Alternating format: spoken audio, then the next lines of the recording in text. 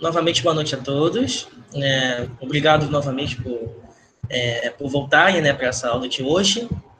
Para a primeira e segunda aula do mini curso, né, em que dessa vez eu vou entrar mais adentro sobre as hipóteses fundamentais do modelo cosmológico padrão. Sim.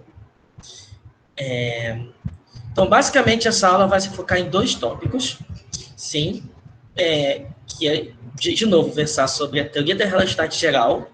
Enfim, já foi falada ontem, eu falei brevemente sobre ela, a Simone também falou. Eu vou entrar um pouco mais nas questões, né, da importância dela, enfim, quais as evidências que se tem a favor dela e tal, uma vez que é uma das principais hipóteses por trás do modelo padrão. E a segunda delas, que eu vou me focar um pouco mais, que é o princípio cosmológico. Então, o princípio cosmológico, eu vou dar primeiro uma revisão histórica sobre ele, como povos mais antigos, até como na antiguidade se pensava o princípio cosmológico. Eu acho que é legal dar essa visão histórica para se pensar que sempre quando a gente pensa em cosmologia, em tentar criar uma descrição do universo, mesmo em épocas antigas que não se dispunha de observações, telescópios nem nada, automaticamente você tem uma noção do que seria um princípio cosmológico, né? Que é a ideia, né, que no caso aqui hoje, né, a gente tem como universo homogêneo e isotrópico em grandes escalas. Mas como é que era no passado? Eu vou falar sobre. Também vou apresentar a métrica de Friedman, a métrica Robinson Walker, como se calcula a distância e idades cosmológicas, porque é a partir dela que a gente calcula essas quantidades. Por fim, uma questão que se chama The Fitting Problem, né, que, já adiantando um pouquinho, né, ele surge devido ao fato que, ok, em grandes escalas o universo é homogêneo isotrópico, mas em pequenas escalas, como é que a gente consegue descrever o universo? Vou falar um pouquinho sobre. Vamos lá, a teoria da relatividade geral, aí eu vou chamar somente TRG, por simplicidade. Como acho que todos vocês sabem, ela foi elaborada pelo Albert Einstein, em 1915. Esse aqui é o clássico cartoon sobre que eu vou explicar, para dar um exemplo de como é a teoria da relatividade, que simplesmente a ideia central dela é essa: equivalência da geometria do espaço-tempo igual à distribuição de matéria e energia. Ou seja, isso quer dizer que quanto o espaço-tempo se distorce, é equivalente justamente ao quão massivo um objeto ou quão energético é um certo evento. Sim, essas coisas são intrinsecamente ligadas e relacionadas. Justamente o nome relatividade vem justamente disso, de traçar relações. Ou seja, você mede alguma coisa relativa a outra. Na relatividade restrita, a gente simplesmente compara, né, medidas de passagem de tempo, medidas de tempo e de espaço entre observadores observadores com diferentes referenciais. Aqui na relatividade geral isso também acontece. Você mede as coisas umas relativas a outras e ok. Você tem relação entre a geometria do espaço-tempo e a distribuição material do universo. E aqui vocês veem aqui essa bolinha amarela mais massiva ou mais densa, ela distorce mais o espaço-tempo ao seu redor comparada à vermelha e comparada também à laranja. Sim? Em termos matemáticos, assim, só para comentar, muita gente pode perguntar, ok, mas o que é que causa a geometria do espaço-tempo distorcer? O que faz a geometria do espaço-tempo se encurvar? É a distribuição de matéria e energia. E o que faz a distribuição de matéria e energia, ser da forma que é a geometria do espaço-tempo. Ou seja, uma coisa vai na outra. É que nem, talvez, quem é mais... Enfim, um comercial antigo do biscoito Toshins que falava, o Toshins é gostoso porque é fresquinho ou é fresquinho porque é gostoso? É a mesma piadinha clássica e é exatamente isso que representa a teoria da relatividade. Sério, cara, você fez essa comparação? Eu tinha que fazer, eu não posso deixar de fazê-la. Enfim, porque a pergunta que todo mundo faz é assim, ok, mas começou uma ou outra? Eu falei, não, as duas são assim, é que nem o ovo, ia fazer pior, ia fazer ovo e galinha. Mas enfim.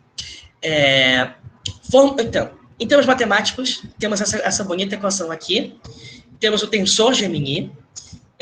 Bom, eu não vou falar muito só álgebra tensorial aqui, porque eu acho que foge um pouco do escopo do curso, mas isso aqui também não pretende ser um curso de relatividade de maneira nenhuma, mas tem o tensor Gemini, que é igual ao tensor de Riemann-Gemini, que é o tensor de Ritchie, Gemini, o de Riemann tem 4 elementos, menos 1/2 do R Gemini. Gemini é métrica do espaço-tempo, o R é o escalar de Ritz, e equivalente a 8πGT mini. Aqui, note que eu fiz uma diferença entre o G que eu apresentava ontem. Aqui eu chamei de GN, porque é a constante de gravitação newtoniana. Então, isso aqui é uma constante gravitacional. Não tem a ver com Gemini, que é o tensor. É outra quantidade. São completamente diferentes. E aí vocês veem que justamente aqui do lado esquerdo temos toda a parte geométrica e toda a parte direita temos o que tem relação com matéria e energia. Esse termo justamente é o tensor matéria-energia. Na prática, a gente tem um outro termo a mais, porque o universo é a lambda CDM, como vocês lembram muito bem de ontem. Então, eu tenho o lambda aqui, dessa forma. Isso considerando que nós temos energia escura como constante cosmológica. Se for uma outra componente, a Simone apresentou, né? Se você tiver um outro modelo de gravitação estendida, você vai ter que as equações aqui são alteradas. Nós não temos equação de Einstein, temos outras equações que deveriam, como o universo se comporta em largas escalas. Sim? E uma das ideias principais por trás da relatividade também tem desde a teoria newtoniana, que é o princípio da equivalência. Em que aqui nós vemos o seguinte: objetos submetidos a um campo gravitacional é equivalente a objetos submetidos a um campo aceleracional. Ou seja, se você tem que no campo gravitacional da Terra você deixa uma bolinha cair aqui, isso seria equivalente, por exemplo, ao caso em que você tem, quando você está aqui do campo gravitacional, mas supondo que a gente está num foguete indo para o espaço, e aí o foguete também ele produz uma aceleração tal como produz uma aceleração, sim? E a aceleração, vamos supor, é equivalente à aceleração da gravitação que temos aqui na Terra. Essas situações seriam distinguíveis uma da outra. Então, supondo que aqui, um de vocês seja esse bonequinho aqui bonito, e vocês estão jogando, vocês estão numa caixa escura, vocês não sabem se estão na Terra, no elevador, ou se estão em qualquer canto, ou no foguete. Se você somente fizer, você pode fazer o seguinte: tem uma bola, faz um experimento, e você verifica como é que a bola cai. Você não saberia distinguir uma situação da outra. O Einstein teve a ideia da relatividade, justamente o que diz é que ele percebeu que um corpo em queda livre não sente seu próprio peso, por exemplo. Né? Contudo, é o seguinte, né? Na teoria na física newtoniana, essa interpretação aqui é facilmente compreendida, ao menos a gente consegue entender mais facilmente, porque a gente vê a gravidade como uma força atrativa. Então, ou seja, quando a gente derruba uma bola ou qualquer objeto no chão, a gente pensa que, ok, a aceleração do objeto vai ser proporcional à aceleração gravitacional, dado que o atrito é desprezível do ar, mas isso vai ser o caso porque você tem a força atrativa que leva a bola até o chão, o objeto caindo até o chão. Mas como que isso na relatividade? Na relatividade, a interpretação é que essa trajetória do objeto é uma geodésica, ou seja, uma linha de universo, que percorre uma variedade curva. Essa variedade é tão simplesmente o espaço-tempo quadridimensional onde a gente vive. Né? O universo é um espaço-tempo de quatro dimensões, 3 espaciais e uma temporal. Claro, quem trabalha com outros ramos de física de partículas e tal, teoria de unificação, você tem espaços de n-dimensionais. Essa aí é outra história. Aqui, pelo universo, em escala cosmológica, escalas macroscópicas, 4 dimensões. E é isso. É uma geodésica que a partícula segue. Assim como os fótons seguem geodésica também, mas segue uma geodésica nula. Eles não têm massa. Uma partícula massiva segue uma geodésica do tipo tempo. Né? Já também poderiam também já seguir geodésica do tipo espaço, mas esses seriam objetos chamados mais rápido que a luz, que até onde se sabe não temos tal objetos ainda conhecidos. Algumas aplicações da teoria da relatividade são soluções de buracos negros. Temos a primeira solução da equação de Einstein, veio um ano depois, pelo Schwarzschild. Caso você não saiba da história, ele veio com a solução um ano depois, quando lutava nas trincheiras da Primeira Guerra Mundial. Só que ele faleceu meses depois de tifo. Ele forneceu a primeira solução da equação de Einstein, enquanto lutava lá, e justamente é uma solução de buraco negro, focado no buraco negro estático, sem carga, e, enfim, estático sem carga, até onde eu lembro. Sem carga elétrica. E até hoje é a solução talvez mais clássica que temos para descrever buracos negros. Como também buracos negros de Kerr e Heisenberg, que aí são outros tipos de buracos negros, já com outras propriedades físicas. Temos também soluções cosmológicas, como o caso da Friedman Hammett e Robertson Walker, De Sitter. Também poderia citar também o caso Lemaitre e Thomson Bond, que é uma solução inhomogênea, mas tem a relatividade geral, mas são outras soluções. Também tem o universo Gödel, que foi proposto em 49, mas que ele tem uma diferença, que o universo gira. Então, ou seja, você poderia ser permitidas viagens no espaço-tempo, viagens no tempo, porque você teria que o próprio tempo não seguiria uma linha única. Ele poderia ser encurvado, então você poderia viajar no tempo, mas não conheço tanto sobre esse modelo, mas é uma solução da equação de Einstein. Embora seja um modelo que, não descreve nada o universo, mas é uma coisa de matemática interessante. Consequências da relatividade geral são dilatação e atraso do tempo gravitacional, redshift gravitacional, tal como tem o redshift devido à expansão do universo. O fato de você ter um campo gravitacional do objeto também distorce o espaço-tempo ao seu redor e você ter um pequeno desvio da luz devido a isso. Ou não tão pequeno assim, né? Se for um objeto muito compacto, tipo uma estrela de nêutrons, né? A deflexão da luz, ou seja, que é o efeito de lente, que é o quanto que a luz é distorcida pela presença de matéria à sua frente. Eu citei aqui o experimento de Sobral em 19, vou falar logo, daqui a pouco, sobre ele. E outra consequência observada recentemente foi ondas gravitacionais, que eu acho que previu também, mas foi detectada agora, 100 anos depois que a teoria foi apresentada. Aqui é um exemplo de lentes gravitacionais sobre conglomerados de galáxias. Formam-se esses arcos, aqui chamam de arcos de Einstein, que é devido à luz defletida pela presença de matéria aqui nesse aglomerado. Então, a luz deflete, de certa maneira, formar esses arcos. Em uns casos, você tem imagens várias vezes repetidas por causa disso, né? Você já deve ter visto várias imagens assim na internet, que são sempre muito curiosas. E aqui é o experimento de Sobral, que aconteceu um eclipse solar em 19, que foi visível somente aqui no estado, principalmente Sobral e na ilha de Príncipe, na África. E isso permitiu que observássemos estrelas, justamente que a gente mediu qual seria como podemos detectar o desvio da luz de uma certa estrela pela presença do Sol à sua frente, né, uma vez que o Sol não estaria visível, né, porque está eclipsado. E viu que a previsão, né, da posição real com a posição aparente é totalmente bem de acordo com a teoria do Einstein, mais até do que a teoria newtoniana. Foi isso que estabeleceu, primeiramente, a teoria da relatividade como uma teoria física válida. Lembrando que, de início, ela não foi facilmente aceita, né? Tiveram várias controvérsias e tal, muita gente não concordou com a ideia do Einstein. Inclusive, uma delas foi pelo Eddington, um astrônomo inglês, que era muito bem referenciado na época. Foi um grande crítico da teoria. Muitas vezes, algumas questões até caíam em ataques meio preconceituosos, né, pelo fato do Einstein ser judeu. Era uma época complicada na Europa, né, logo após a Primeira Guerra Mundial, enfim.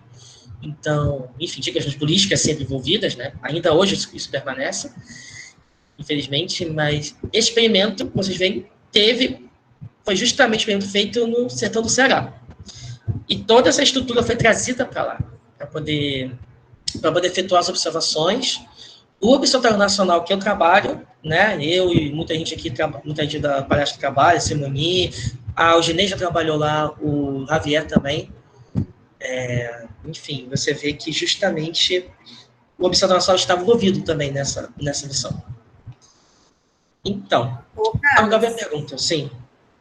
Teve aqui da UERN, por exemplo, você está falando do observatório, aqui da UERN, não só eu, como o Edésio também. E o Fábio. O Fábio também já foi do UERN? Eu não sabia. Eu pós-doc lá. Nossa, eu também não sabia do Fábio, não. Interessante. Ou seja, então, você vê que o observatório está envolvido nessa missão há 100 anos atrás, né? Então, de certo modo, né, a gente teve importância na realização disso. E isso colocou Sobral, você vê que Sobral hoje é uma cidade que se desenvolveu e tal. Não visitei, infelizmente. Né? Ano passado teve comemoração, mas eu não estava morando no país na época. Eu acho que algumas pessoas foram, não, acho que Simoni foi.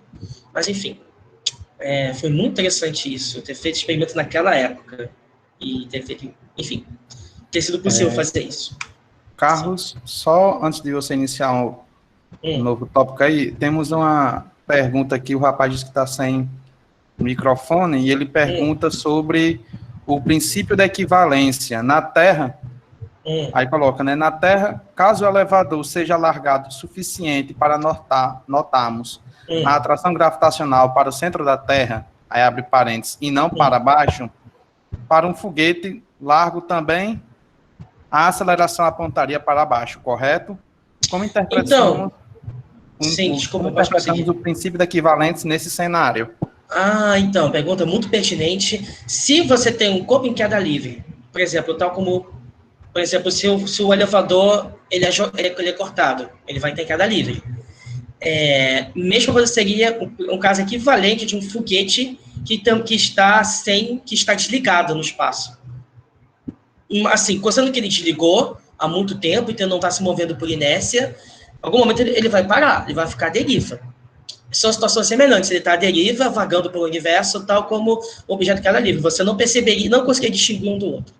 Um caso em queda livre e um caso que está vagando sem inércia, porque nesse caso você não sente a própria gravidade.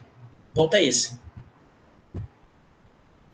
Ok, e só agora um outro comentáriozinho rápido, é que o Editon acabou atrapalhando a fama de Sobral, né? Porque ele que foi para a África e o povo disse que em Sobral não funcionou, né? E acabou meio que atrapalhando a nossa divulgação, né? Na verdade, desculpa, no caso foi Príncipe que não funcionou porque ficou nublado o tempo. Sobral funcionou muito bem. Aí, foi o Editon que é pé frio. E foi pro Príncipe, ele que foi pro Príncipe e a pessoa, pela fama dele, acabou dizendo que lá que tinha funcionado e aqui em Sobral não. Mas isso aí são sempre controvérsias, né? O pessoal achando que estava errado, que coletaram os dados de maneira a casar bem com a teoria, e Príncipe que estava certo, mas... eu já li sobre isso sim, mas acho que logo depois o pessoal viu que não tinha como manter essa verdade, porque em Príncipe estava nublado. Não tinha como efetuar uma boa observação dali. Mesmo assim, o Editon foi para frio. E eu acho, claro, na época o Editon era um cara estabelecido, o Einstein era um cara emergente, ainda, de certo modo, na época. Né? Sim. Mas interessante. Então, só prosseguindo, a pergunta que se continua fazendo, fiz ontem, continuo fazendo, né, mas aí, novamente, tem o curso da Simoni. Será que a teoria da relatividade realmente quebra o universo em grandes escalas? O ponto é esse, que a gente sabe que ela funciona muito bem no sistema solar, mas como a gente sabe, em escalas galácticas, extragalácticas, cosmológicas, precisamos de matéria e energia escura para compreender e escrever o universo. Observável. Então, isso pode ser um indício que, uma alternativa seria essa. Talvez uma possível telegravidade que seja mais, que englobe a teoria da relatividade, que ela funciona muito bem, não temos por que descartá-la, mas que, enfim, talvez escreva melhor do que o modelo padrão em grandes escalas. Isso ainda está em desenvolvimento. É uma proposta. Ok? Movendo a página sobre o princípio cosmológico. A frase do princípio cosmológico aqui, uma frase bem interessante, que vem aqui do livro do Andrew Liddell, é um livro de introdução à cosmologia. Eu não sei como todo mundo está familiarizado com o inglês, fiz uma tradução livre aqui embaixo. Quer dizer o seguinte: o princípio cosmológico diz que o universo parece o mesmo, quem quer que você seja e onde você estiver. Ou seja, não importa onde você está e para onde você olhe, o universo parece o mesmo. Isso pode até parecer ingênuo, depois você parar para pensar, pode até parecer arrogante, de você fazer uma afirmação dessa, de como pode você afirmar que em tão grandes escalas você vai ver a mesma coisa, né? A gente vai ver que essa hipótese faz bastante sentido em escalas suficientemente grandes. Né? Nesse caso aí que eu vou tentar explicar mais sobre isso. Um outro exemplo aqui, a Simone falou brevemente a mesma figurinha, vou só recapitular. Veja a figura da esquerda e a figura da direita. A figura da esquerda tem aqui, supondo, uma galáxia no centro, né? Ok, isso não seria o centro do universo, mas somente um ponto de referência. E tem duas cápsulas esféricas aqui. Uma delas mais interna e uma mais externa. A mais interna, vocês veem, tem várias bolinhas nela. E as bolinhas estão meio que uniformemente distribuídas ao longo da casca, né?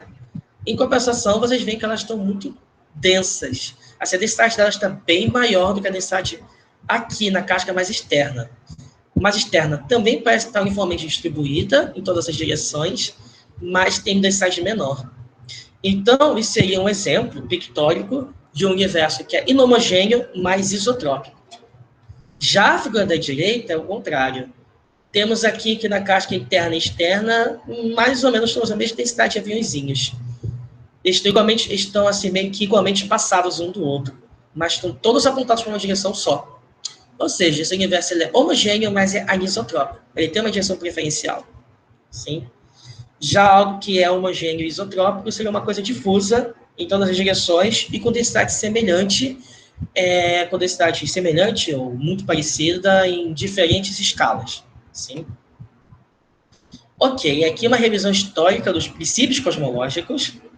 Eu coloquei aqui em aspas 2 princípios cosmológicos conjecturados por povos antigos, ou seja, antes de haver uma noção, pelo menos, de ciência moderna, tal como a gente faz hoje. No caso dos hindus antigos, eles falavam que o universo E só um parênteses aqui, eu não sou historiador, nem sou especialista em história da física ou da cosmologia, então eu posso estar falando alguma coisa imprecisa. Eu já peço desculpa de antemão, se for o caso. Sim, caso alguém saiba mais, sinta essa vontade para comentar o que nem quiser. Sim? Eu vou corrigir alguma coisa. Mas então, o princípio cosmológico dos hindus antigos. O universo é infinito no espaço e no tempo, mas indefinidamente heterogêneo. Já nos gregos antigos, isso não é uma coisa uniforme, mas talvez o que ficou mais estabelecido, o maior consenso entre eles foi que nossa Terra é o centro natural do universo.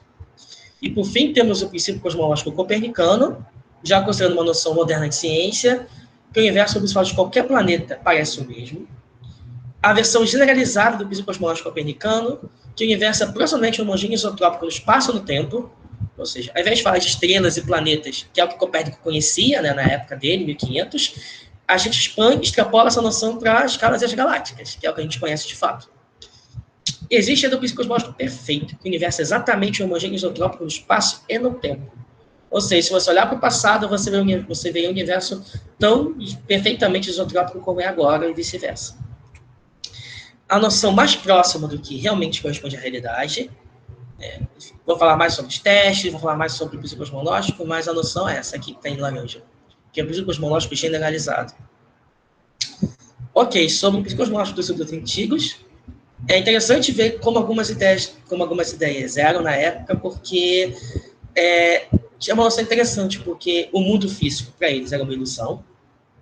O universo não deveria ser descrito por uma linguagem lógica, ou por dedução, mas sim por uma espécie de experiência espiritual, revelação, era o que se pensava. Mas esse universo que eles propunham era infinito, eterno, heterogêneo e cíclico. Mas se falava uma coisa, a Terra não é um corpo celestial único, e não ocupa uma posição privilegiada no universo. Ou seja, o universo é indefinidamente heterogêneo, mas, em compensação, a Terra não é privilegiada. A Terra não é especial frente a nada. Então, de certo modo, já engloba a noção do princípio copernicano aí. Bom, claro, não existe uma formalização matemática de um modelo desses, né? Nem era a ideia, nem é a premissa dele.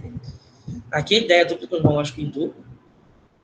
Já no caso dos princípios cosmológicos dos gregos antigos, novamente, vou só fazer uma breve revisão, considerando que vários filósofos antigos pensavam coisas diferentes, né?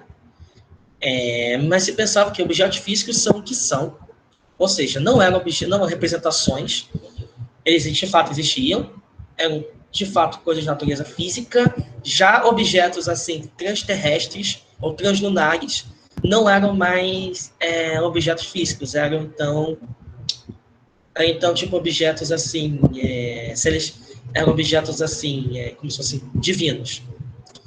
A Terra é o centro natural do universo. Esse universo é infinito, mas eterno e estático, que é isso que defendia Aristóteles. Aristarco, contudo, defendia a ideia também do universo ser infinito, estático, eterno, mas heliocêntrico, ou seja, o Sol estava no centro do universo e a Terra girava em torno dele. Se não me engano, o Epicuro tinha uma noção que não existia uma posição, que a Terra não tinha uma posição privilegiada, se não me engano. Mas aí eu não lembro de cabeça exatamente. Como eu falei, tinha divisão entre o mundo sublunar e sobrelunar, que o mundo sublunar seria o mundo físico, mas sobrelunar não é. E que os objetos seguem uma órbita circular ao redor da Terra, distribuídos em sistemas de esferas concêntricas, tais como definido no Anaximandro de Mileto. Aqui é um exemplo, né, de como é que seria o universo de acordo com esses Ou seja, com esse princípio cosmológico, o Sol, a Lua, os outros planetas e o firmamento estelar, vale notar que existiam alguns modelos também que explicavam a órbita celeste já na Idade Média, como o modelo ptolomeico, e explicava muito bem a órbita celeste, a órbita terrestre ao redor do Sol, embora se pensasse que na época, ao contrário, o Sol que girava em torno da Terra. Mas em compensação, por exemplo, apesar de explicar muito bem a posição dos astros, enfim, é um modelo que hoje em dia a gente sabe que a premissa está errada, ele só casa bem com as observações. Sim. Ao caso, já movendo adiante, o caso do princípio cosmológico copernicano, proposto pelo padre polonês Nicolas Copérnico, que dizia que o universo observado de qualquer planeta parece aproximadamente o mesmo. Isso é o princípio copernicano genuíno, ou apenas o princípio copernicano, a noção que corpos celestes são corpos físicos, tais como nós, mas o ponto principal é esse, que existia outros sóis, outras terras, tais como nós. E nós não éramos especiais de forma alguma. Vários cientistas tiveram depois seguir o princípio cosmológico copernicano, como Kepler, Galileu, o Newton, de certo modo o Tycho Brahe também, só que ele falava que a Terra era o centro. Ou seja, ele defendia um modelo geocêntrico, ou seja, a Terra no centro do sistema solar, mas que também a Terra e o Sol não eram especiais. Deviam existir outros tais como nós, e o universo devia também, enfim, ter várias terras e sóis uniformemente distribuídos ao redor de sua extensão. Ok? Já o princípio cosmológico generalizado, que é a noção mais moderna que nós temos, mais correspondente, que é o fato observamos, dizendo que o universo observado em qualquer região parece aproximadamente o mesmo em qualquer direção.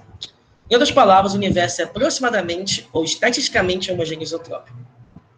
E combinando o princípio cosmológico generalizado com a teoria da relatividade geral, temos o modelo cosmológico padrão. Mas isso é apenas em grandes escalas, ok? Em escalas menores, nós não podemos descrever,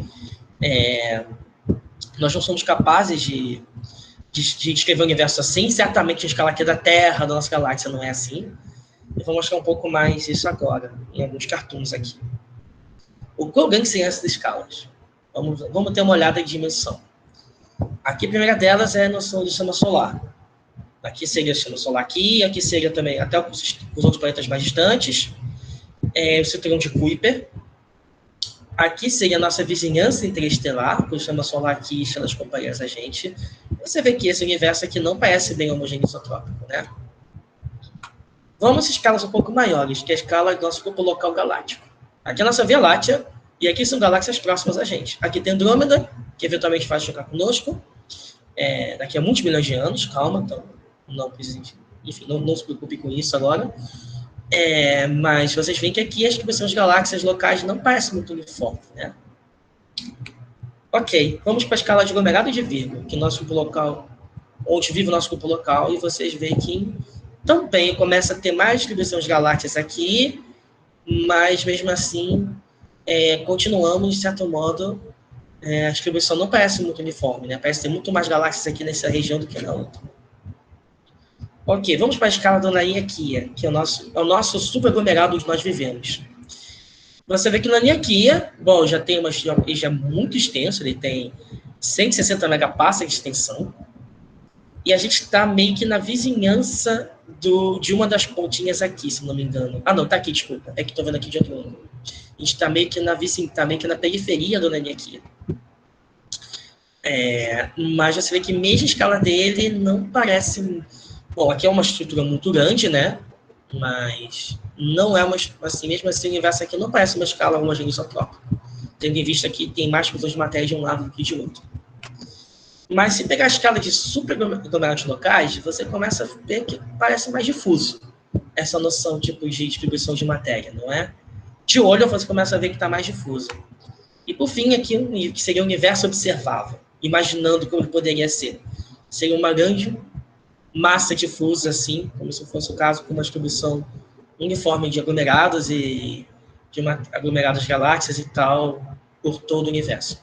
Claro, esse aqui ainda que se tomando um cartoon, mas vocês têm ideia que qualquer noção de anisotropia e homogeneidade local desapareceria com uma estrutura desse tipo.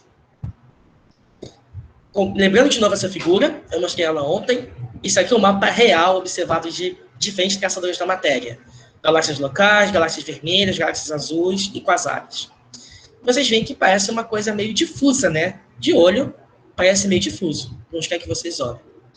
Mas esse mapa aqui está indo em muito grande escala, né? Aqui estou vendo toda a escala do universo observável. Ou pelos look-back time de 13.8. Ou seja, aqui eu estou indo, esse mapa está indo até o momento que o universo tinha quase 2 bilhões de anos. Vamos, então, colocar agora outra figura, dar um zoom numa delas. Isso aqui é um outro mapa, ainda pelo Slow, só que é um mapa aqui em escalas bem menores, em material ativo de 0.5. E aqui você vê como que as estrelas da escala realmente se parecem. Aqui você vê uma espécie de teia, né, que você tem regiões vazias, que a gente chama de voids, tem filamentos e tem aglomerações. E é isso que a gente chega em grande escala. Você vê vazios, aglomerações e filamentos ligando elas. Né, regiões que tem.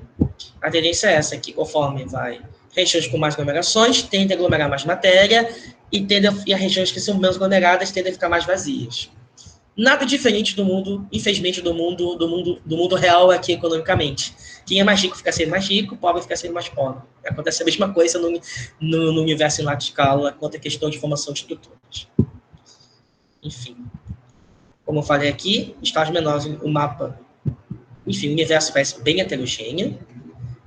E nas escalas a partir de 100 megaparsecs, aproximadamente, você espera que você já veja a partir daí. Você pode ver recorrentemente um vazio, uma região vazia, um void, um filamento e aglomerado.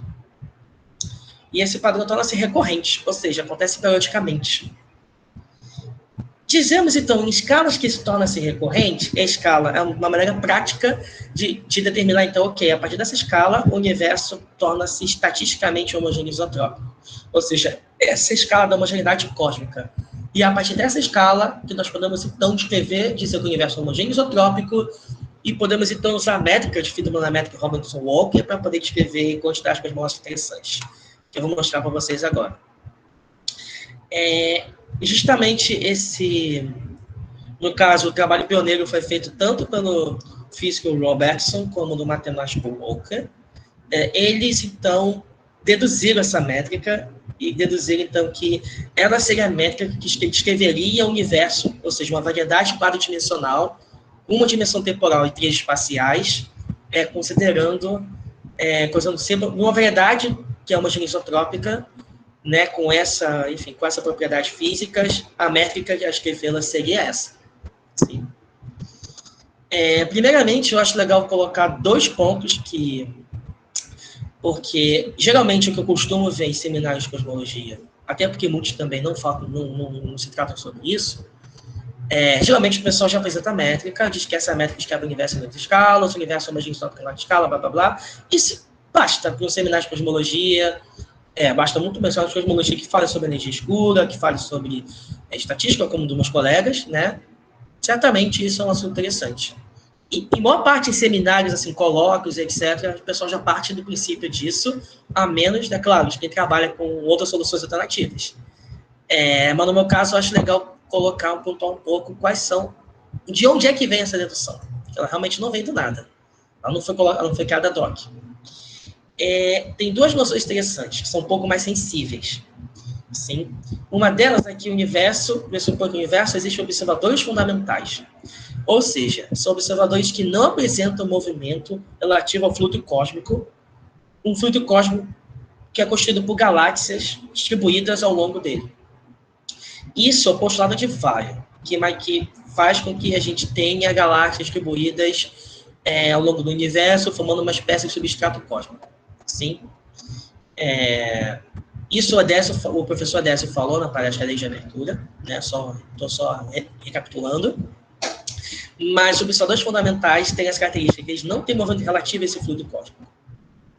Claro, isso é uma coisa idealizada, porque nós temos movimento, né? A nossa galáxia tem movimento, nosso cubo local também está se movimentando, todo o universo está se movimentando, de certo modo. Mas então, ainda que se tiver só um movimento peculiar, isso não chega a ser um problema. Eu vou falar um pouquinho mais à frente e vou falar mais na aula de quinta. Mas o ponto é esse, imagina que temos observadores dessa forma e postulado de Weyl. Podemos, então, também fatiar o espaço-tempo em hipersuperfície do tipo espaço, Ou seja, em cada momento T do universo, eu vou ter exatamente naquele momento uma hipersuperfície, ou seja, uma superfície espacial onde eu tenho todo o universo, onde eu tenho todo o universo dentro daquele instante do tempo. É como se eu tenho uma fotografia, naquele exato momento do universo, eu tinha uma fotografia dele. Essa fotografia, então, seria justamente a hipersuperfície do tipo espaço. Ou seja, uma hipersuperfície de tempo constante. E se você considerar que o universo pode ser fatiado dessa forma, a gente pode fatiar o espaço e tempo dessa forma, e temos o princípio de Weyl, então o universo vai parecer invariante de translações e rotações para cada observador fundamental. Ou seja, independente se você muda ele de posição, ou se você gira ele, ou seja, você gira ele em torno de algum eixo, para ele olhar outra parte do céu, o universo seria invariante. Ou seja, aí já parece, intuitivamente, você já tem uma ideia que isso tem a ver com isotropia e homogeneidade, né? Translações tem a ver com posições, que é homogeneidade, rotações tem a ver com isotropia, que é a direção, né? Aqui é uma figura, representa aqui o ósseo no observador fundamental, e aqui são as hipersuperfícies do tipo tempo. Do tipo espaço, desculpa, em cada T constante, T1, T2, T3. Sigma seria a superfície, e M seria a linha de mundo desse observador. Aqui é P, onde ele intercepta uma das superfícies, e U e V são os momentos, o momento desse ortogonal e paralelo desse observador. E aqui seria uma espécie de congruência, uma congruência de observadores fundamentais. A gente não tem acesso, a gente ainda não chegou a ver ainda outros observadores fundamentais, né? Nem estamos em contato com gente, com outras pessoas além da gente no universo, mas a princípio potencialmente conhecendo o movimento peculiar que um certo observador sabe que ele está se movimentando, ou seja, o movimento de sua galáxia ou do seu grupo local de galáxias, se ele subtrair esse efeito, ele seria um observador fundamental. Sim? Então ele veria exatamente o que eu escrevi agora. Sendo um pouquinho mais técnico, mas sem entrar tanto mérito na parte matemática, eu prefiro abstrair um pouco isso e fazer a recomendação do livro, porque eu acho que é legal fazer essa conta para ver como é que surgem as derivações, mas eu vou omitir por bastante o essencial por uma questão de praticidade. Se fosse um quadro negro, eu mostraria, mas enfim. Você tem 3 graus de liberdade rotacionais, são as 3 dimensões espaciais, e idem para translacionais. Isso garante que nós temos 6 graus total de liberdade. Ou seja, na prática, numa linguagem um pouco mais matemática, são 3 vetores de Killing, que garantem a métrica constante a cada transformação dos coordenadas espaciais. Só que vocês veem que, se você tendo n igual a 3, que é o número de dimensões espaciais, e nós temos 6 vetores de Killing. E nesse caso, temos exatamente esse número 6. Essa quantidade de 6, na verdade, equivale para um espaço-tempo de 3, para uma variedade de 3 dimensões espaciais. É isso que garante que essa métrica é maximamente simétrica. Então, quer dizer que essa é a métrica mais geral que podemos descrever o universo em grande escala. E essa métrica, então, seria homogênea isotrópica, ou seja, uma métrica homogênea isotrópica do espaço-tempo, uma métrica maximamente simétrica. E a única métrica que satisfaz essa condição é essa métrica aqui, que é a métrica de Friedmann-Robertson-Walker. Aqui são os elementos de linha. Aqui eu peço perdão com uma coisa, que aqui faltou menos C quadrado, aqui é menos, sim.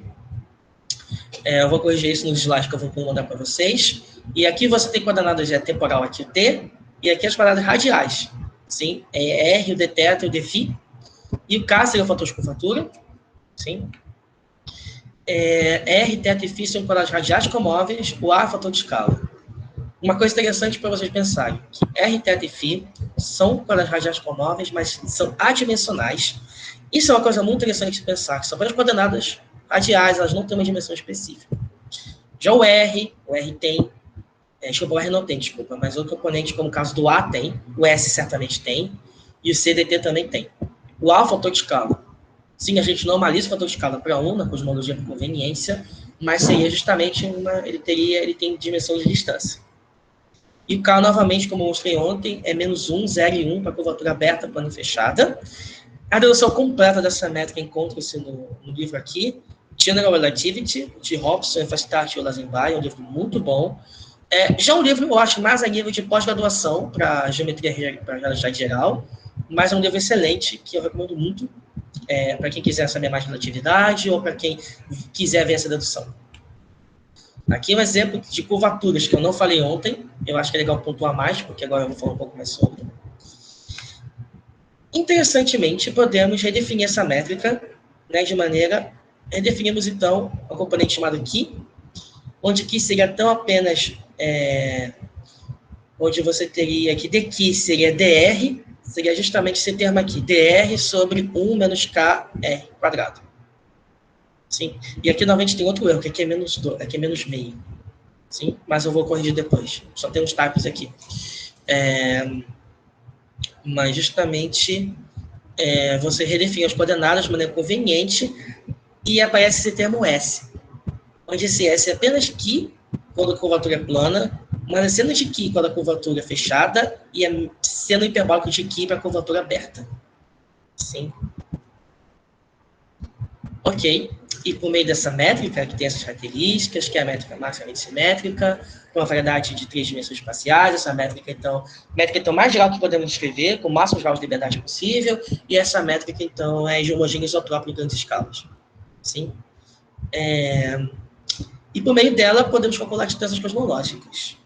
Uma delas, talvez mais conveniente definir de início, é a distância própria, que é a distância no momento que os eventos ocorrem. Ou seja, essa não é uma distância comóvel, que leva em conta a expansão cosmológica subjacente. A distância é realmente ali medida no momento do evento. Considerando que ds igual a zero, na métrica, aqui nessa linha de linha, na métrica, e tendo também que dt igual a zero, que é uma distância própria, e também e também aqui o número sólido também é zero, temos então que a distância própria seria a integral de a de t da parte radial da métrica. Isso quer dizer o quê? Que a solução seria simplesmente essa. Seria a de t sobre a raiz da curvatura, no caso, quando você tem k diferente de zero, vezes o s, que é essa função aqui, que é seno ou seno hiperbólico, dependendo do sinal que você tem. E notando que o que justamente corresponde, que eu defini anteriormente, corresponde à radial comóvel, que é dado dessa forma aqui. Isso também é definido como dt sobre dA, entre o tempo de emissão e o tempo de observação. Ok? E como mostrei na outra aula, para vocês recapitularem, você tem justamente que podemos voltar que o DL e o DA, a distância de diâmetro angular, a distância de luminosidade, elas são tão apenas definidos em torno da distância própria, ou distância radial comóvel. Só que aqui, a diferença é que vai sobrar, que a distância própria tem o fator de A multiplicando, na distância radial comóvel você não tem o fator A, que é uma componente comóvel. Mas vocês têm que justamente... então, você pode escrever essa quantidade assim, justamente dessa forma. Ou seja, a solução você tem aqui a função do Ki, é essa integral aqui, e a partir com essas quantidades você pode então calcular distâncias cosmológicas. E então, uma vez dado o redshift do objeto, e dado o conjunto de parâmetros que você tem, que aqui carrega toda a informação cosmológica que te interessa, aqui quanto dt sobre a de t, eu vou redefinir daqui a pouquinho, para vocês verem bem como vocês podem pegar na prática. Mas nota uma coisa interessante, que aqui nós temos dl, que é dA vezes 1 mais z quadrado. Ou seja, vocês veem que as distâncias aqui são totalmente relacionadas uma com a outra, com a diferença do redshift. Isso é chamado de relação de Etherington, também conhecido como relação de totalidade de distâncias cósmicas. E esse aqui é um teste muito poderoso de cosmologia fundamental, porque essa relação tem que ser respeitada a menos que você tenha duas questões, que a geometria do universo não é riemanniana, ou então que você tem uma coisa interessante, que seria a não conservação do número de fótons no universo. Seria o caso da gente ter alguma opacidade cósmica no meio do caminho. Alguma coisa que faz a opacidade, alguma fonte de opacidade muito, enfim, que permeia todo o universo, de certo modo. Né? E aí você teria um desvio dessa lei aqui. Sim? É um teste muito poderoso, é um teste bastante limpo de cosmologia, né? Isso aqui independe, principalmente, independe do cosmológico que você assume. Só depende de constelação de número de fótons e geometria riemanniana. Apenas isso. No caso, não tem nem a ver se eu tenho universo, nem sequer se tem a ver com o universo homogêneo isotrópico. Se eu tenho teoria da relatividade, se eu tenho energia escura assim ou assado. Não importa. Essa relação tem que valer. Além de distâncias cosmológicas, como eu mostrei, podemos também calcular idades cosmológicas da seguinte maneira. Veja o seguinte aqui, eu tenho A de T, a fator de escala, que é o A0, fator de escala obtido hoje, sobre 1 mais Z. Vou tomar a derivada, né, dessa componente, dA sobre dt. Então, eu vou obter essa parte aqui da equação. 1 mais Z. Desculpa, aqui vai ser dA sobre... aqui é dA sobre dz, desculpa. Sim, exatamente. Mas, então, o que acontece aqui? Você tem aqui... Desculpa, só que aqui é dA sobre dz, aqui é outro type. Por isso que está aqui o dt, mas eu vou corrigir depois. Ok, lembrando a definição do parâmetro de Hubble, H de Z, que é apenas A ponto sobre A. Eu posso escrever esse A ponto, que é dA sobre dt, dessa forma. dA sobre dz, vezes dz sobre dt, 1 mais z sobre A0. Ou seja, no caso aqui, eu já defini também que o A de t, já peguei a definição do A de t aqui, que é A0 sobre 1 mais z. Resultado, eu tenho aqui que H de Z é menos dz sobre dt sobre 1 mais z. 1 mais z aqui vai cortar, vai ficar só 1 mais z aqui no denominador. Portanto, vocês lembram que eu tenho aqui, que simplesmente eu tenho aqui mostrando para vocês, dt sobre aqui, tem que simplesmente... desculpa aqui, na verdade aqui eu somente isolei esse termo. Tem a ver com outra que eu já acho que eu vou mostrar agora, mas aí eu vou mostrar logo agora como é que muda a distância cosmológica usando isso. Mas veja o seguinte, você isolando o dt do dz, então você que o t de z vai ser justamente essa integral aqui. Sim. E tem a ver com h de z. H de z é o constante que eu defini antes, que depende de ômega-m, depende de ômega-r, ômega-k, ômega-lambda, e isso tem diferentes leis de decaimento com o redshift, né, que tem a ver com suas equações de estado respectivas. E é isso que eu tenho. E note ainda, como eu falei, que pode definir o look-back time, que é a diferença entre o tempo, talvez desde o Big Bang, menos o tempo, a idade oficial do objeto. Ou seja, o quanto tempo... Ou seja, isso é exatamente qual a idade do universo no momento que você observou o objeto. E tem um objeto que, digamos, tem 11 milhões de anos, e considerando que o universo tem 13,8 bilhões de anos, o look-back time dele é 2,8. Ok? Mas note também o seguinte, né? Se eu pegar o dt sobre dA, se eu pegar a distância, aqui no caso é a distância radial comóvel, tais como as outras distâncias que eu defini agora, que pode se definir em torno dela, eu tenho apenas que o dt sobre a de t é dz sobre h de c. Isso é uma coisa muito pertinente que você, a relação você guardar para a vida, que deve fazer cosmologia. Porque tudo você vê em função de dt sobre a de t, né? Que é o que aparece na métrica. Só que você não mede essas componentes diretamente. Você pode medir H de Z, que depende do modelo, que o seu modelo cosmológico de preferência, e o redshift, que de fato é o que a gente observa dos objetos. Né? Então aí a gente pode fazer as coisas dessa forma. Sim. Ok. Agora a pergunta é, como podemos testar o princípio cosmológico tendo a ver que nós temos? A métrica Friedman-Robertson-Walker, universo homogêneo isotrópico dessa forma, né? Já defini isso, já dei um review histórico sobre ele. Ok, mas como é que a gente pode testar diretamente essa hipótese? Aí tem uma sutileza muito interessante. Testar a entropia é uma coisa direta. A gente precisa apenas de um observador fundamental, como nós, supondo que nós sejamos um, e analisar dados através do céu inteiro. Ou seja, a gente pegou uma amostra observacional que abrange boa parte do céu, a gente pode fazer estatística em torno dela e supondo que essa amostra aprofunda bastante nas escalas cosmológicas, a gente então pode testar se fazer análise de dados e verificar se, de fato, é homogêneo isotrópico. Mas deixar a homogeneidade, contudo, não é uma coisa direta. Então, uma coisa bem sutil sobre isso, que a gente faz observações no quanto de luz passado. Eu falei agora sobre hipersuperfícies constantes no tempo, né? De fato, podemos fatiar o universo dessa forma. Que em cada momento do universo, a gente chama a fotografia dele, e essa fotografia seria dessa hipersuperfície, né? constante nesse instante T. Entretanto, a gente não faz observações diretamente nela. Tudo que a gente observa está no cone de luz passado. Ou seja, a gente não consegue observar o que está fora do cone de luz. Não tem conexão causal conosco. É uma limitação intrínseca de teoria da relatividade e é como a gente faz observações no universo. Então, essa é uma limitação crítica de testar a homogeneidade cosmológica. Aqui é um exemplo do que acontece quando eu falo sobre isso. Aqui é a nossa linha de universo. Isso aqui seria a linha de universo de uma outra galáxia aqui. Aqui é a superfície constante no tempo, que eu estou falando agora. Aqui seria o sigma T1, talvez, ou embaixo tem o sigma T2, né, como eu mostrei na outra figura. E aqui seria o nosso cone de luz, olhando para essa superfície constante. Supondo que aqui é um mapa de galáxias em Redshift 5. Vamos supor o seguinte. A gente só vai ter acesso ao que está aqui, nessa região. Ao que está fora dela, não vamos ter acesso, porque está fora da nossa linha de mundo. Por isso, a gente nunca pode afirmar se de fato o universo é homogêneo. A gente pode testar se é isotrópico, mas ainda não diretamente se é homogêneo por causa dessa limitação intrínseca. Aqui são 2 reviews de Clarkson e Martens, né?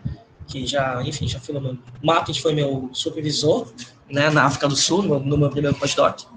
Clarkson também trabalhei bastante com ele, né, talvez são 2 mais referências que tem sobre o assunto de testar princípio cosmológico e tal, junto com um cara que eu vou falar daqui a pouquinho, o George Ellis, que foi supervisor do Martens, também lá da África do Sul.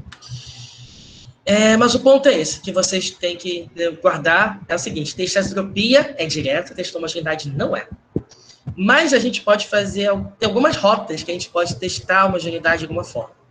Uma delas é testar se a isotropia da exclusão de matéria é garantida e temos isotropia da radiação de fundo para um único observador fundamental, mas garantimos a isotropia cósmica ser verdadeira, ou seja, isotropia da matéria e isotropia da radiação.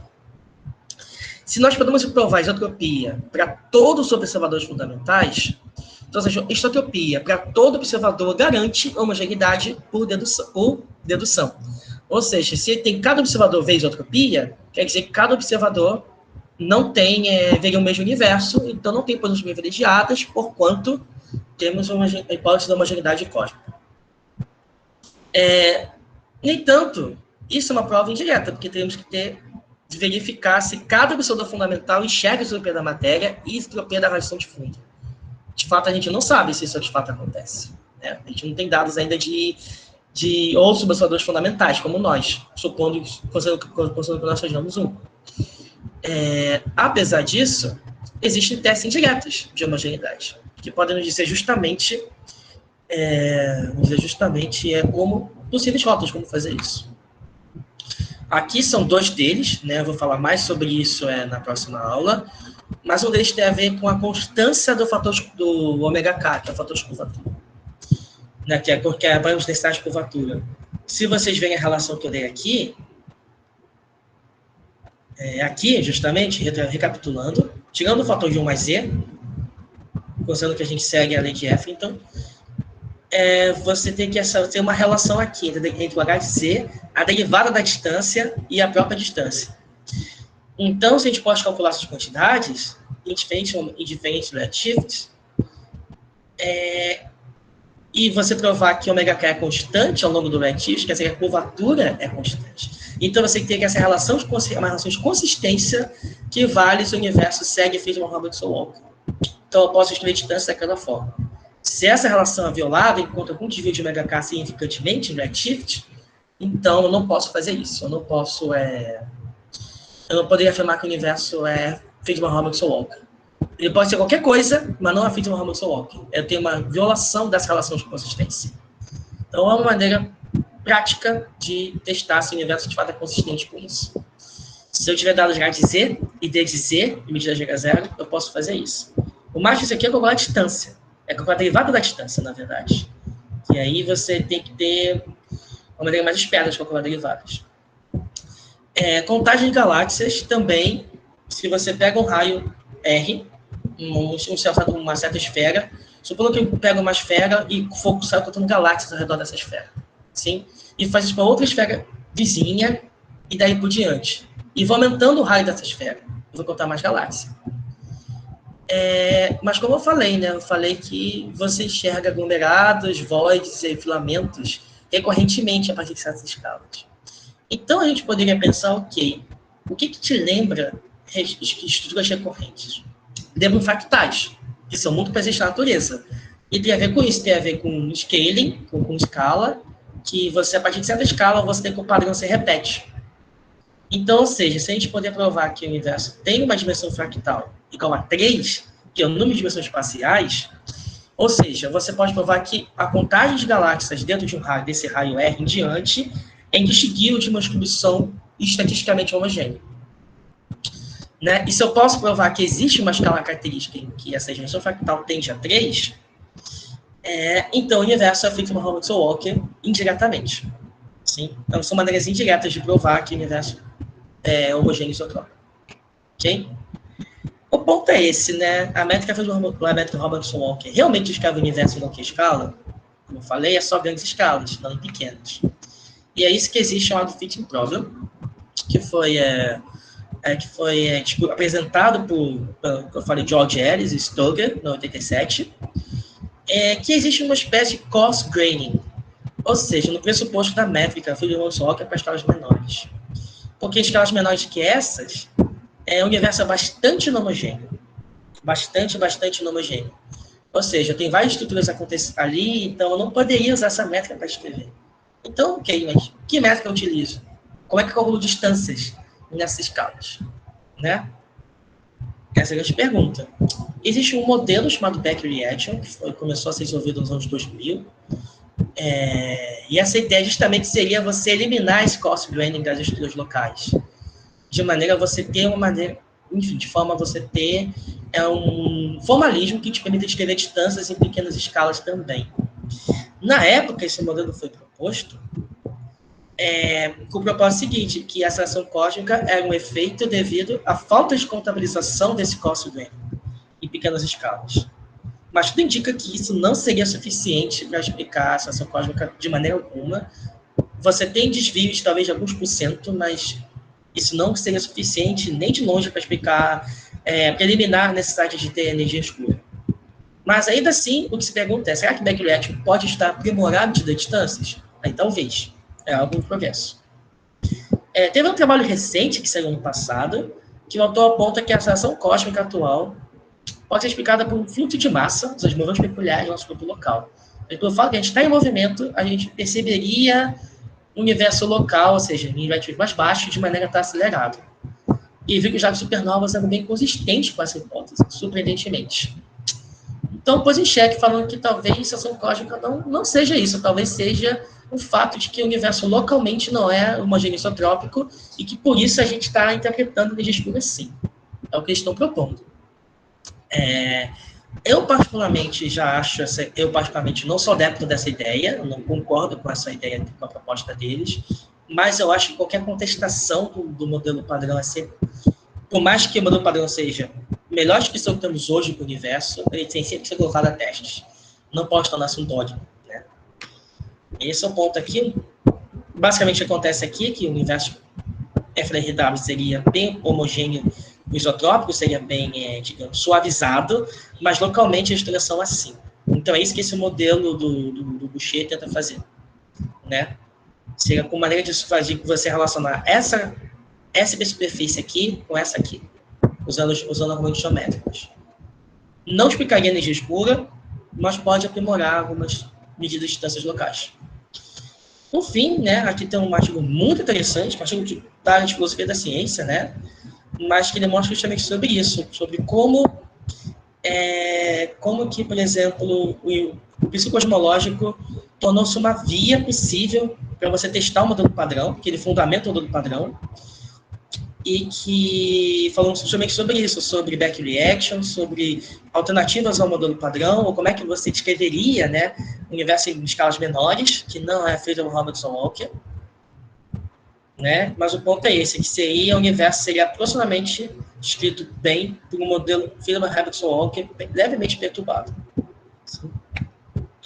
Por fim, aqui o resumo da minha aula de hoje, já passei exatamente 1 hora, né, e modelo cosmológico padrão baseado em 12 hipóteses fundamentais, teoria da relatividade geral e princípio cosmológico.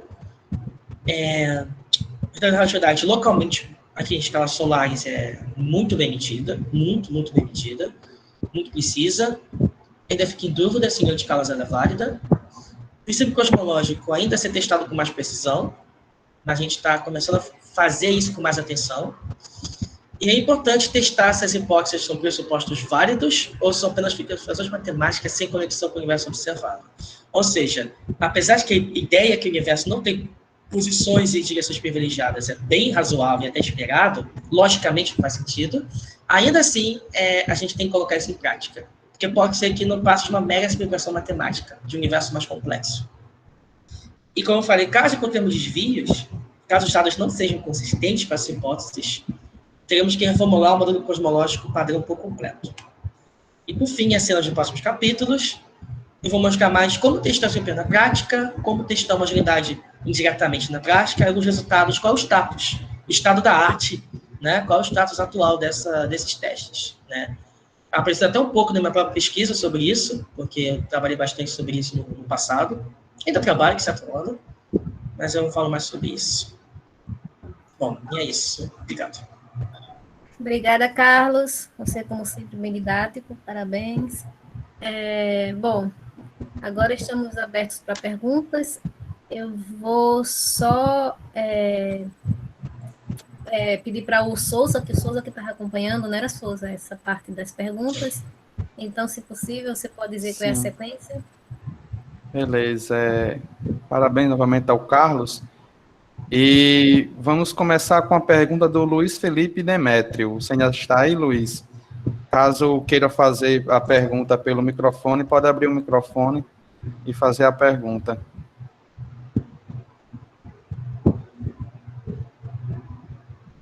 Luiz?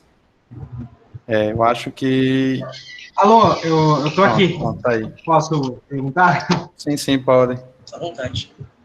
É que o senhor comentou sobre aquela solução do universo de Gödel, que parece que o universo inteiro estaria rodando. É um conceito que é difícil de imaginar. Assim, o universo está rodando em torno do quê? Porque se tudo está rodando, parece que nada vai estar rodando, se é que isso faz sentido, né? Sim. Olha, eu posso procurar até o artigo original, realmente eu não conheço muito. Nunca li muito sobre, para mim é uma curiosidade esse modelo. Mas fomos os primeiros modelos cosmológicos até desenvolvidos, sem ser o do Friedman e do Lemaitre. Né? Eu posso procurar mais sobre isso e tal, e vou dar uma olhada sobre isso até no final da semana. Porque eu corrijo os types dos slides, aí eu profilo mando sobre. Mas eu posso procurar algum artigo, se não um artigo do Gödel original, eu posso mandar algum artigo do... sei lá, posso encontrar algum artigo na internet que escreva sobre isso, né? Algum artigo até de, sei lá, divulgação e tal. Mas a ideia excelente é essa, você teria um universo que gira, e principalmente a ideia é que esse universo girando, ele teria uma dimensão temporal de tal forma que ela não seria sempre mirada para o futuro, ela poderia também voltar para o passado. É esse que é o mais, talvez assim, curioso, né, que ele propôs. Com certeza, né? Bem contraintuitivo. Mas se o senhor puder dar uma verificada... Eu posso verificar, sim, claro. Eu procuro, sim. Beleza, agradeço. Obrigado, senhor. Em seguida, temos o Matheus. Eu vou chamar só por Matheus, que o sobrenome dele eu não quero me arriscar a pronunciar. Você pode habilitar o microfone, Matheus, se ainda estiver aí. Sim, a pergunta que eu fiz foi a respeito do universo ser homogêneo e isotrópico. O professor Carlos mostrou que em uma escala espacial muito grande isso acontece, mas há uma escala também temporal para que isso ocorra? Temporal, então. A gente até... O que eu posso adiantar é o seguinte, pelo menos em colaboração com alguns colegas meus, a gente até testou assim, diferentes redshifts. Bom, de certo modo, o redshift tem a ver com diferentes redshifts, de certo modo, medem como é que se diz? Diferentes escalas de tempo, né? A gente tentou ver se a escala de homogeneidade muda com o redshift, e a gente viu que não. Ou seja, há uma pequena evolução, mas é pequena. Mas já notar que o universo no passado tem uma característica que você tinha menos estruturas no passado. se você vai olhando mais para o passado, você vê que as estruturas parecem menos complexas, que justamente as mais complexas vão se formando agora. E a gente sabe também que o modelo padrão explica as estruturas de tal maneira que hoje as estruturas são mais... De maneira que hoje temos estruturas mais complexas do que no passado, primeiro, mas além disso, também a perturbação da matéria são mais... a amplitude da perturbação da matéria é maior agora no universo mais recente do que era no passado. Então, o universo no passado talvez seja um pouco menos aglomerado do que agora, talvez seja, mas a gente não vê que continua, mesmo assim, você continua tendo uma escala característica de homogeneidade, independente de qual momento do universo a gente esteja observando. Se é 0.1, 0.5, 2, 2,5, 1,5, a gente testou até 2,5 e viu que até lá a gente encontra escalas de homogeneidade. Esse que é o ponto. Obrigado.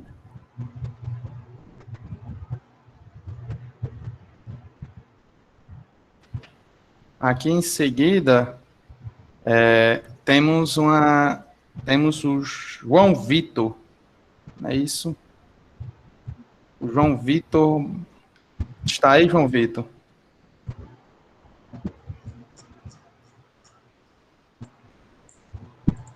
Ele está sem microfone, então vou ler aqui a pergunta do João Vitor. E ele diz o seguinte, de acordo com o princípio de Metz, a relação entre a massa gravitacional e a massa inercial depende da distribuição de matéria no universo. Caso ele seja válido em um universo em expansão, essa relação deveria depender do tempo, assim como o princípio de equivalência não seria válido durante toda a idade do universo. O que o senhor tem a dizer sobre isso? Pergunta interessante, né? O princípio de Mach é uma coisa que nem sempre em cosmologia a gente aborda. Realmente, ele diz que sua percepção da matéria muda, sua percepção de mundo muda de acordo com a quantidade de matéria que está em sua volta. Ou seja, se você não vê nada em volta, está no vazio completo, você não sentiria gravidade, mas você sentiria talvez mais a gravidade se tivesse uma região mais massiva. Bom, até o que se sabe, por exemplo, o que a gente sabe é que isso ainda, até onde eu sei, isso não violaria a questão do princípio de equivalência. Você continuaria tendo relação entre massa aceleracional e inercial da mesma forma. Isso continuaria acontecendo. O que talvez seja uma consequência, talvez diferente dessa, talvez seja uma possível evolução da constante de Newton. A constante de Newton não seria uma constante, ela poderia ser, ela seria um G que, enfim, talvez um G efetivo, como muita gente acha. Tem um G efetivo que ele basicamente determina o quanto desvia da constante de Newton, que é muito bem medida, né? Mas tem um G efetivo, então um pequeno desvio, isso poderia acontecer justamente devido ao princípio de Mach. Poderia acontecer uma coisa do tipo. Ou seja, o G fica um pouquinho mais forte se eu tenho, um pouquinho mais fraco ou mais forte se eu tenho mais ou menos matéria à minha volta, se eu tenho um campo mais massivo ou menos massivo. Isso tem a ver bastante com o seminário da Simoni que ela deu ontem, que ela vai dar amanhã também, porque no momento ela falou sobre o mecanismo de screening. Screening não tem uma tradução muito boa para português, de blindagem, mas o ponto seria esse, que a gente vê na visão de corpo massivo, a gente vê a relatividade geral, mas já em regiões assim, em campos menos fortes, gravitacionais menos fortes, você não vê relatividade geral, você vê relatividade geral mais outra coisa. E aí, enfim, aí você tem outros modelos de gravidade que tem a ver com isso, que esse screening, ele faz com que você blinde essa gravidade, esse desvio da relatividade de corpos massivos, mas você não tem screening quando você está em escalas maiores, ou campos menos massivos. E uma forma de você transmitir esse screening um efeito nele direto a constante de Newton, que pode evoluir, nem que seja um pouquinho. Até agora, não encontramos nenhuma evidência observacional para uma evolução significativa da constante de Newton. Ela parece bem constante mesmo, fazendo jus ao nome. Mas é isso, existem modelos até que são motivados por isso, o princípio de Mach. Eu acho que o modelo de Brans e Dick, se não me engano, é um desses, que você tem um G efetivo e poderia ter a ver com isso, mas... Bom, não sou especialista nisso. Eu não sei se alguém mais sabe sobre, mas até onde eu sei é uma coisa de explicação. Isso não mudaria, contudo, o efeito do princípio cosmológico. Isso até onde eu sei, até onde posso pensar, completamente independente.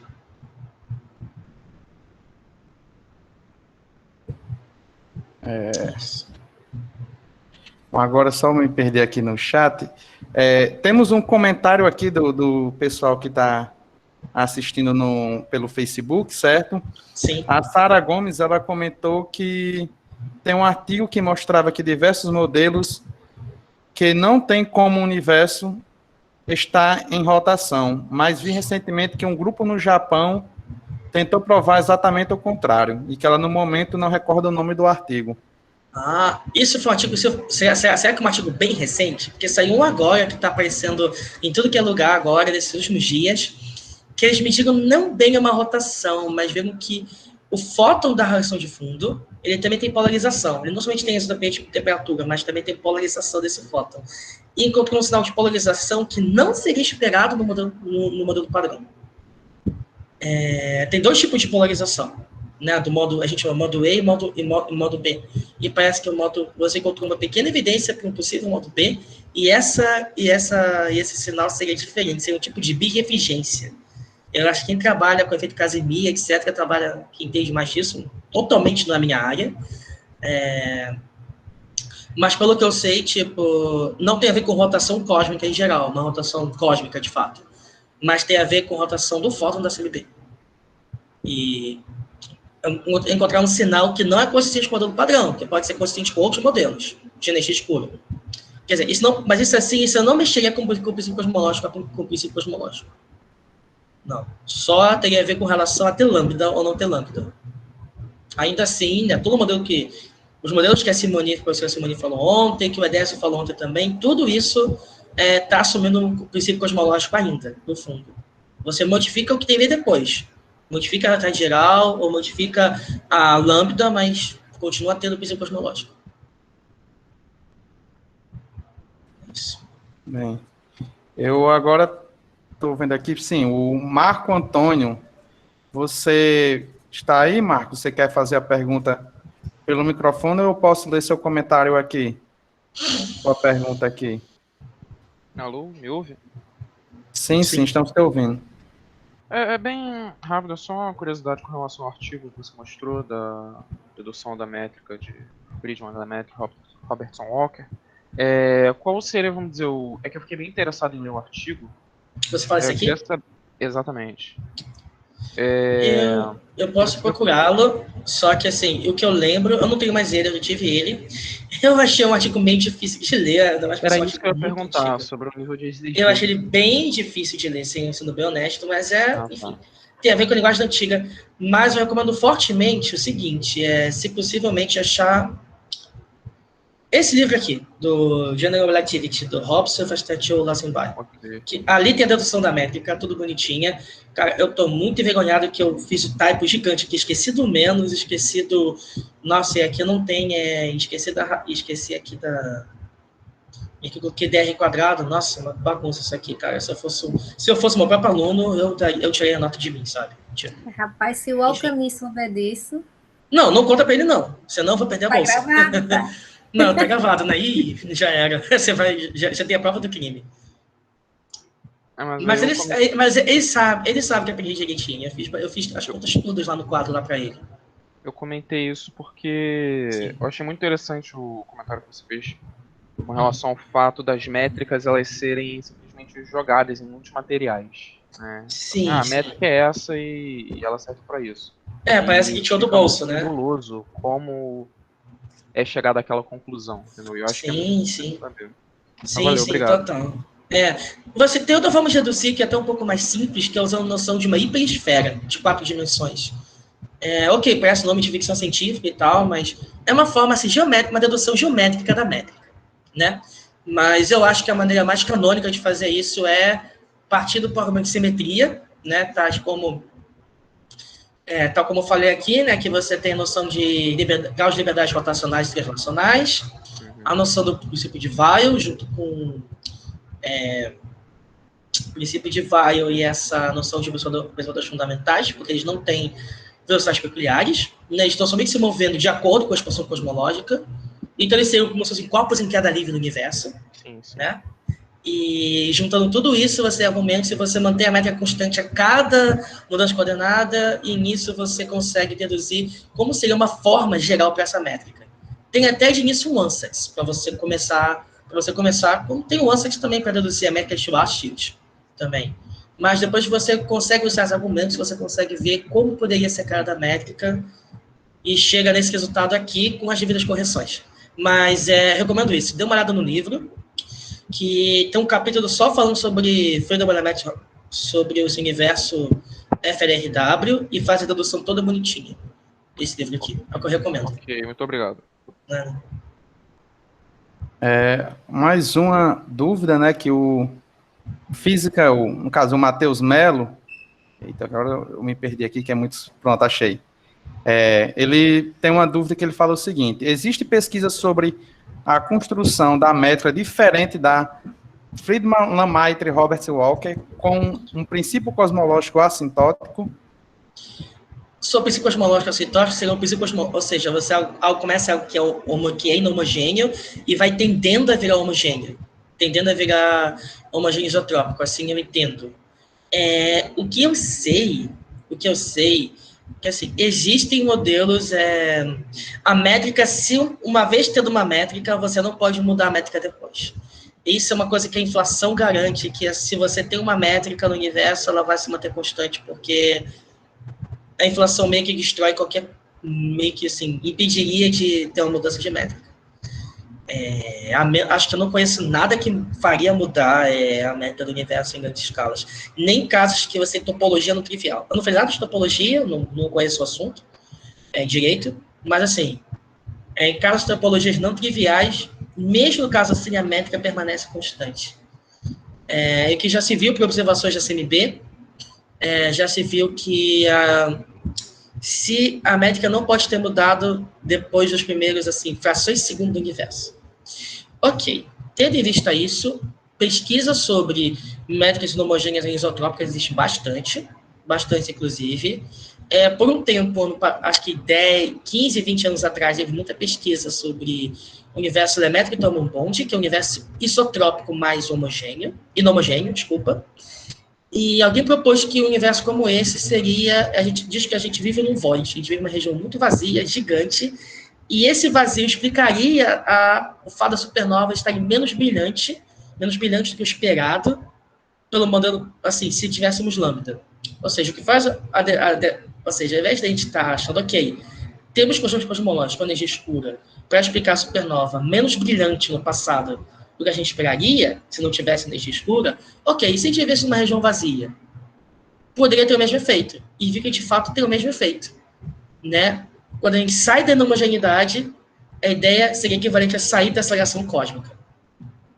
Entretanto, o que se viu é que, para isso, você tem que ver bem no centro de uma homogeneidade gigante para explicar esse efeito de aceleração cósmica. Ou seja, isso é um ajuste fino tão ou mais severo do que a presença do que a constante cosmológica. E na prática é completamente irreal um void de gigaparsec de extensão.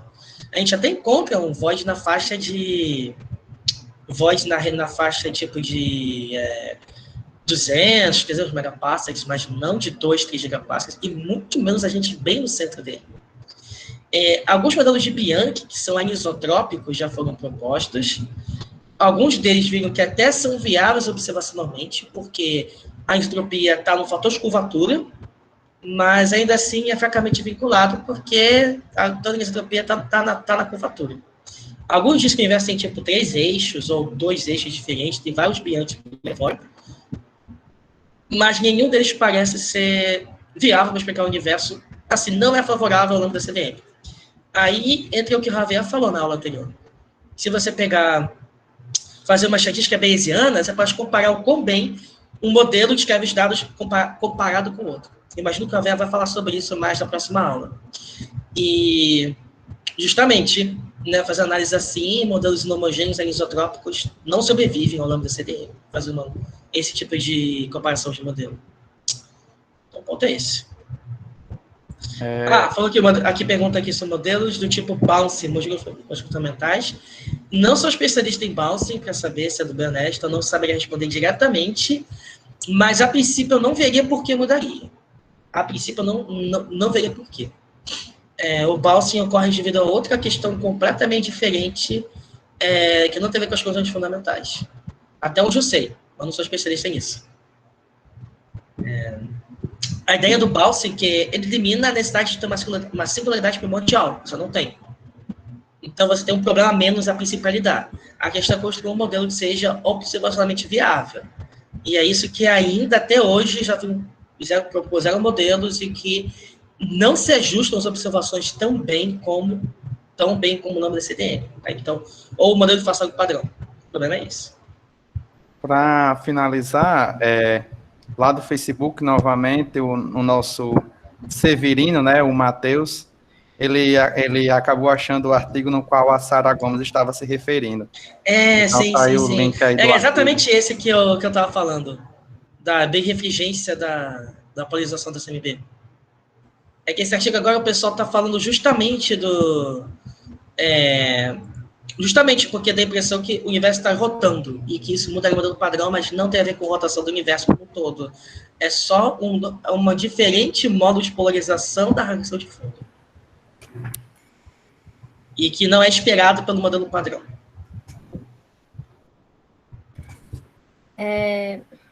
Ok, né, Souza? Tem uma pergunta aqui, desculpa, do Vitor Rodrigues.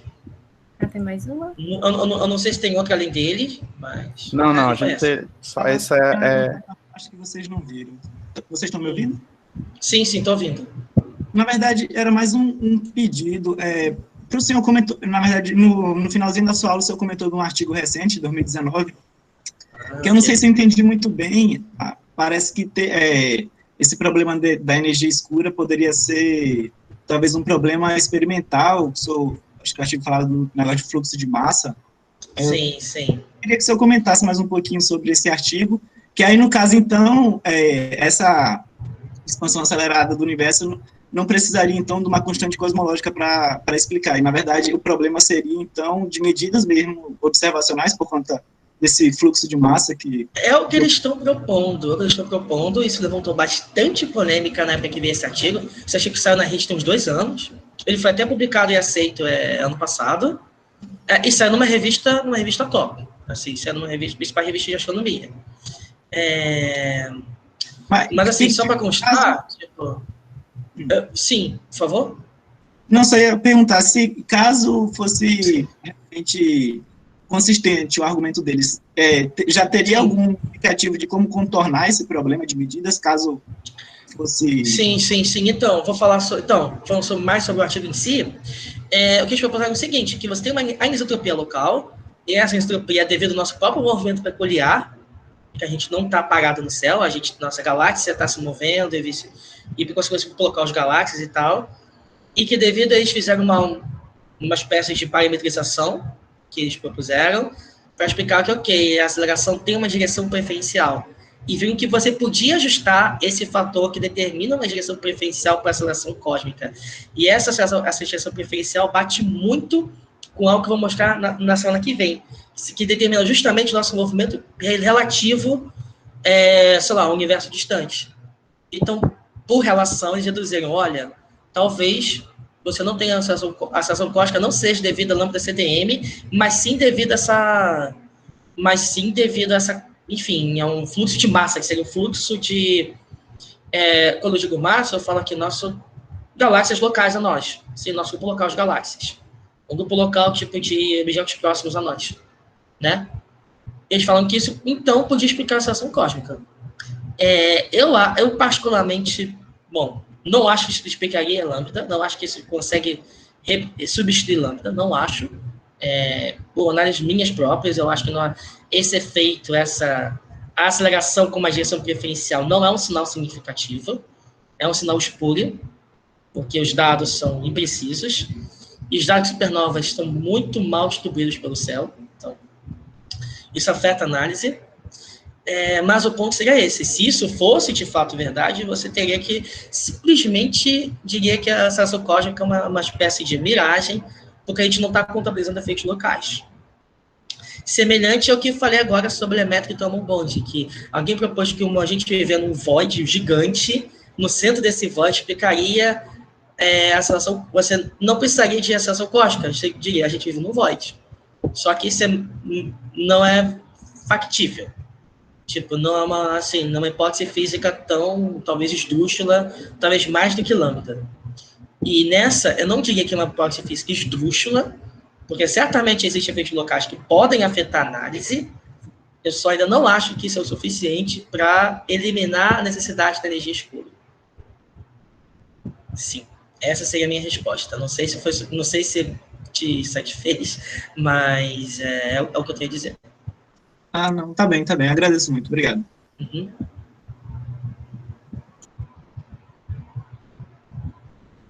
Tem mais uma pergunta. O Juan, não? O Juan se perguntando. Sim, eu tenho duas perguntas. Uma está bem mais relacionada ao assunto que a outra. Quando você mostrou, assim, quando a gente vai analisar se o universo ele é homogêneo, isotrópico, quando a gente olha em umas partes um pouquinho menores, por que vai... Aí minha pergunta é a seguinte, por que tem uma concentração de massa, assim? Se o universo, ele se expande... Eu não entendo muito desse assunto, mas o universo, até onde eu sei, ele se expande de uma forma meio que aleatória, eu não sei. Aí por que sempre vai ter uma concentração de massa para um lado, tipo... Sim, então. Não, sim, então, sobre isso, ó, isso aqui seria o mapa real de distribuição espacial de galáxias, sim. E aí você vê essas estruturas, né, em grande escala, né, que parece tipo uma rede, né. Assim, o universo se expande. Se o universo é realmente homogêneo e isotrópico, ele se expande igualmente em todas as direções, tão rápido em todas as direções. A velocidade com que ele se expande é proporcional ao parâmetro de Hubble. Ou seja, é o parâmetro de Hubble, basicamente. Que hoje, H0 é o parâmetro de Hubble medido hoje, né?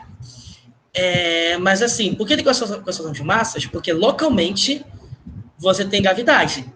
Você tem gravidade vai atrair um objeto próximo do outro, por aí vai. Então vai fazendo com que se formem, com o passar dos anos, com o passar dos bilhões de anos, galáxias se juntam formando aglomerados. E aglomerados vão se fundindo e vão se formando aglomerados ainda maiores. E regiões que têm menos massa vão perdendo cada vez mais, vão ficando cada vez mais vazias. Então, simplesmente é o modo como as estruturas se formam no universo. O modelo padrão prevê que estruturas se formam dessa maneira. Principalmente a matéria escura, que é a principal agente, né? A energia escura não forma estruturas. Ela pode esticar, ou seja, a distância entre elas. É isso que ela faz, ela não forma estruturas, ela não aglomera. Mas a matéria escura, sim, então ela que é responsável por esse padrão acontecer. O que se fala é que a gente tem halos de matéria escura, né, pelo universo afora, e são nesses halos que é onde as galáxias vão caindo. E quando mais matéria for caindo ali, mais galáxias vão se formando, e daí vai, né? Vão formando estruturas mais complexas. E é basicamente isso. Tipo, a expansão cosmológica, para recapitular a expansão cosmológica, se é um modelo padrão, se expande em todas as direções de maneira igual. Mas uma maneira que você localmente não é igual, porque justamente está ali acontecendo a formação de estruturas. E aí você está formando aglomerados, está formando regiões vazias, elas estão evoluindo também, né? Tipo, formam-se aglomerados maiores com o passar do tempo, formam-se vazios maiores também com o passar do tempo. Tanto é que até comentei, a primeira pergunta que eu falou se essa escala de homogeneidade, né, se ela teria evolução com o tempo, se ela é igual em todo o tempo. E a gente vê que tem uma pequena, ela continua achando, mas tem uma pequena evolução, uma vez que o universo no passado tinha menos estruturas menos complexas. Então, é basicamente isso. Sim. Tá certo. A minha outra pergunta é porque no início você citou buracos negros, aí eu me lembrei de um livro que eu li de Stephen Hawking, que ele falava de singularidades brancas ou singularidades nulas, ou nuas, não me lembro. Sim. Aí eu só sei que na época eu não entendi nada, tipo, de singularidades nulas. Eu tô com literatura nesse sentido um pouquinho, não tá na minha cabeça, mas assim, o que a gente sabe é que existe, pelo menos o que eu lembro das minhas aulas de relatividade, que existem singularidades essenciais e as removíveis. Que removível, você pode tirar se você escolher se você fizer uma escolha de coordenadas conveniente. e é essencial você não consegue expor de modo algum. Por exemplo, no caso da métrica de Archer original, se você usar coordenadas esféricas, você tem duas singularidades. Mas só uma delas ela é essencial. A outra pode ser removível se você escolher uma outra sistema de coordenadas. Sim. Mas tem singularidades nulas e as brancas, aí eu não sei se é exatamente isso que ele está falando. Talvez não. Mas eu posso olhar sobre. Tanto ele fez até uma aposta, assim. No livro ele falou que fez uma aposta, tipo, quem vencer vai dar as roupas pro outro para cobrir a nudez do outro. Eu creio que ele fez uma aposta assim. Sim, sim. Eu realmente não lembro de cabeça. Eu não sei se alguém mais da plateia lembra ou se o Dinês lembra, mas eu não sei se tem a ver com isso. Eu posso depois dar uma olhada sobre. Não, Carlos, eu não lembro. Faz muito tempo que eu li esse livro. Eu lembro enfim, eu cheguei a ler, eu li Breve História no Tempo. Foi um dos livros que me motivou a fazer cosmologia, inclusive, quando eu li ele no meu primeiro ano de graduação. Eu não vou contar, assim, não vou entrar em detalhes, mas eu tinha um passado negro, que eu não entrei fazendo física. Eu mudei depois do 4º período. Mas Carlos, tá sendo gravado, viu, cara? Eu sei que está sendo gravado, mas eu já não ligo mais para nada, já. Não ligo mais nada, já, enfim. Enfim, enfim, que seja, né? Tipo, 2020, não tem mais por que se preocupar com essas coisas agora. O Google já sabe, então, assim, tudo nosso é vigiado, então, já sabe que a gente está escolhendo o que a gente gosta, então, assim, já recebendo nossos dados. Então, sendo o caso, eu li esse livro e me motivou bastante a fazer cosmologia, só que eu não lembro exatamente disso, não lembro mais do livro em si, né? Eu li esse livro tem 15 anos.